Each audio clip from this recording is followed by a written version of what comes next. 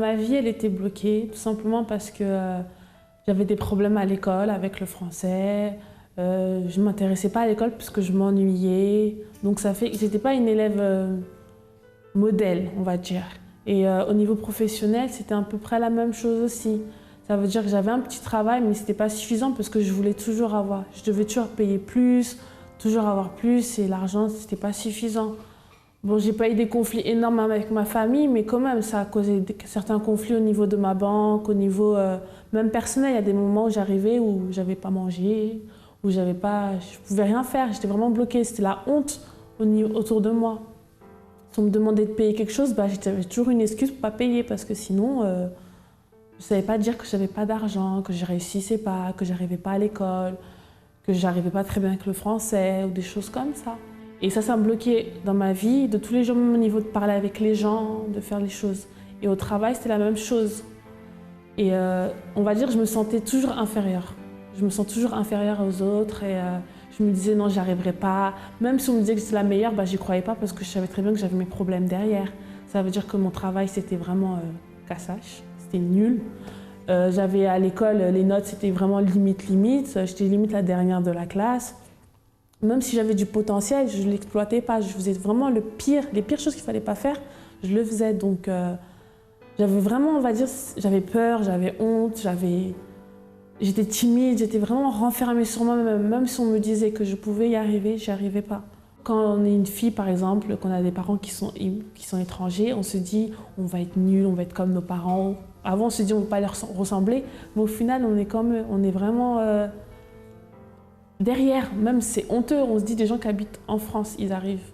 Ils n'arrivent pas, et ceux qui n'habitent pas en France, ils y arrivent. Moi, c'était vraiment la honte pour moi. Et ça, c'était vraiment une vie d'apparence. Devant les gens bien habillés, bien maquillés, le sourire. Mais dès que j'arrivais à la maison, c'était les pleurs, le coussin.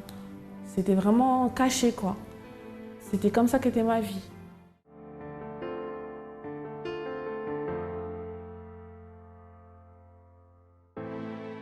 Depuis que j'ai découvert le centre d'accueil, on va dire, c'est ma mère qui m'a emmenée quand j'étais petite. J'ai pris l'importance, on va dire, des propos qu'on faisait. C'était pas facile au début, parce qu'à un moment donné, j'ai arrêté de venir, mais au fur et à mesure, quand je me suis vraiment impliquée dans ce que le pasteur disait pendant les réunions, qu'il fallait vraiment s'impliquer pendant les chaînes de prière, pas faire les choses par moitié, j'ai commencé à avoir ce déclic à l'intérieur de moi, on va dire, cette révolte qui m'a montré tout simplement que je ne pouvais pas rester comme ça. C'était pas acceptable d'avoir une vie de misère et de dire que je crois en Dieu. Franchement, personnellement pour moi, c'est honteux.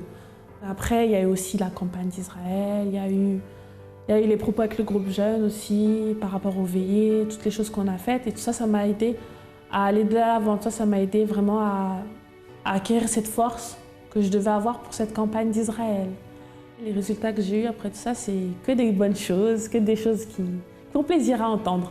Donc pour commencer, par rapport à l'école, j'ai réussi à rentrer dans une formation qui était un peu difficile d'accès. Et même avec mes difficultés de français, mes difficultés d'hyperactivité, de tout le tralala, j'ai eu mon diplôme. Ça n'a pas été facile, j'avais envie de pleurer. Quand j'ai su, j'étais super contente. Donc j'ai eu mon diplôme. Surtout par rapport à mon projet, parce que c'était le projet de 2013. Réussir ce diplôme-là, c'est pas facile, c'est pas donné à tout le monde. J'ai réussi. Maintenant, bientôt, je vais commencer mon nouveau travail en CDI. Je viens à peine de finir, ça fait même pas 2 semaines et on m'a déjà contacté que j'ai un CDI qui m'attend. Donc maintenant, il n'y a plus de questions d'argent, d'avoir peur ou des choses comme ça. J'habite avec mon frère tout seul aussi. Je suis indépendante comme je le voulais. Mes projets marchent, c'est tout ça, tout ce qui a été fait par rapport au projet, je peux dire que ça a été donné. On va dire maintenant, je conquéris tout ce que je veux avoir, je l'ai. J'ai pas question de limitation, il n'y a pas d'argent, des choses comme ça. Si je le veux, je l'ai, tout simplement. Et ça, je l'ai acquis tout simplement avec les campagnes, avec les projets, avec tout ce qu'on fait par rapport à l'église ici. Et à chaque fois que je me dis que je me baisse les bras, je regarde ce que Dieu me donne et j'ai plus après.